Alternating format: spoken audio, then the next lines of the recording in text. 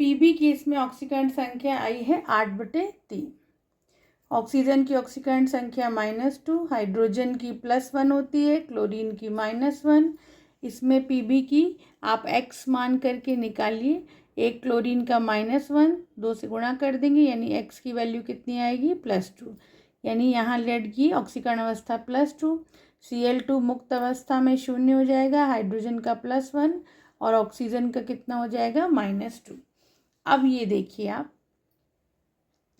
यहाँ पर लेड 8/3 है और यहाँ पर जो है +2। यहाँ पर लेड की ऑक्सीकरण संख्या में क्या हो रही है, वृद्धि हो रही है, यानी यहाँ लेड का क्या हो रहा है, ऑक्सीकरण हो रहा है।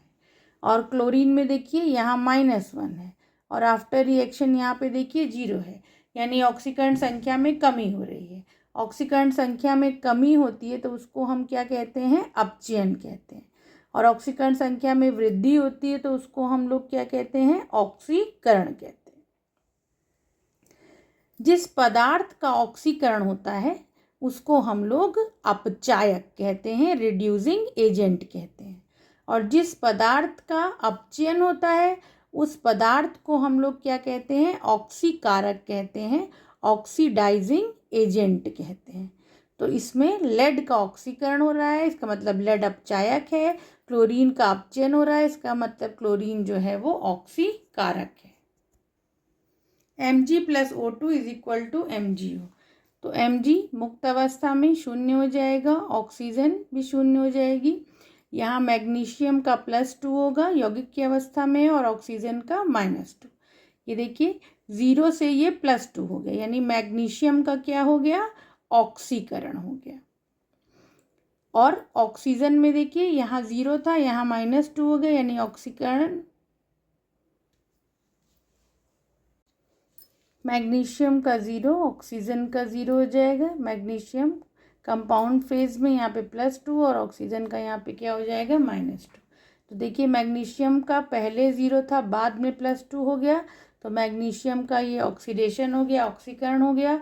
ऑक्सीजन का पहले 0 था, बाद में -2 हो गया, तो इसमें ऑक्सीजन का जो है रिडक्शन हो गया, अपचयन हो गया। तो मैग्नीशियम का ऑक्सीडेशन हुआ, इसका मतलब मैग्नीशियम क्या है, रिड्यूसिंग एजेंट है, अपचायक है। और ऑक्सीजन का रिडक्शन हुआ, यानी ऑक्सीजन क्या है, यहाँ पर ऑक्सीकारक है, ऑक्सीडाइजिंग एजेंट है। Fe मुक्त अवस्था में ऑक्सीकरण संख्या 0 हो जाएगी, हाइड्रोजन का +1, ऑक्सीजन का -2। यहाँ Fe की आप निकालिए, ये हो जाएगा 3x -2 × 4 = 0। 3x यहाँ पे 8 हो जाएगा और x 8/3। तो Fe की यहाँ पे कितनी आ गई, 8/3। ऑक्सीजन का -2, यहाँ हाइड्रोजन का क्या हो जाएगा, 0। तो यहाँ पर आप देखिए Fe पहले 0 था और बाद में क्या हो गया, 8/3 हो गया, यानी ऑक्सीकरण संख्या में वृद्धि हो गई।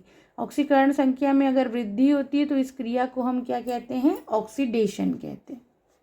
और जिस पदार्थ का ऑक्सीडेशन होता है उसको हम लोग रिड्यूसिंग एजेंट कहते हैं, अपचायक कहते हैं।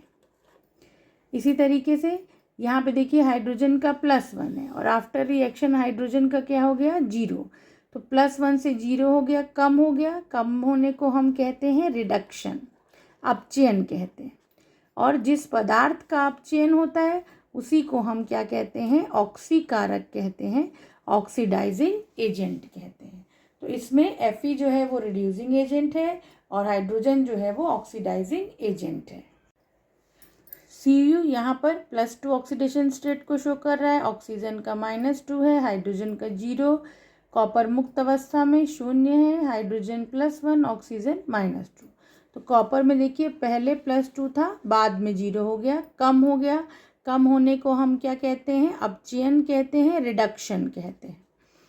और इसी तरीके से इसमें देखिए हाइड्रोजन पहले 0 था, बाद में +1 हो गया, बढ़ गया ऑक्सीकरण संख्या, तो बढ़ने की क्रिया को हम क्या कहते हैं, ऑक्सीकरण कहते हैं, ऑक्सीडेशन कहते हैं। जिस पदार्थ का अपचयन होता है उसको हम क्या कहते हैं, ऑक्सीकारक कहते हैं, ऑक्सीडाइजिंग एजेंट कहते हैं।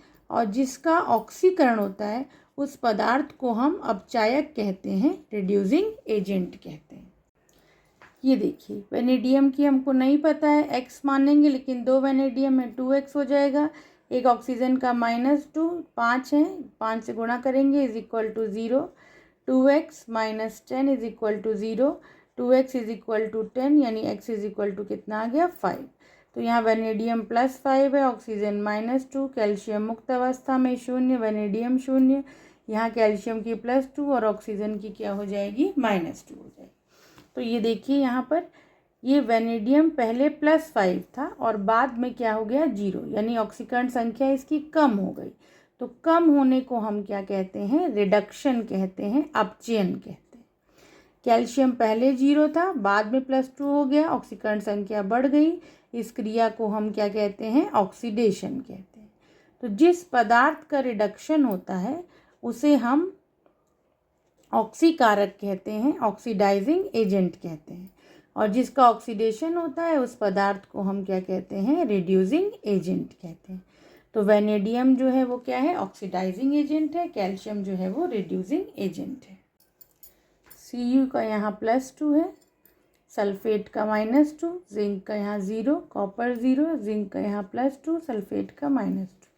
तो देखिए कॉपर यहाँ +2 है और आफ्टर रिएक्शन 0 हो गया। तो 0 हो गया, इसका मतलब ऑक्सीकरण संख्या क्या हो गई, कम हो गई।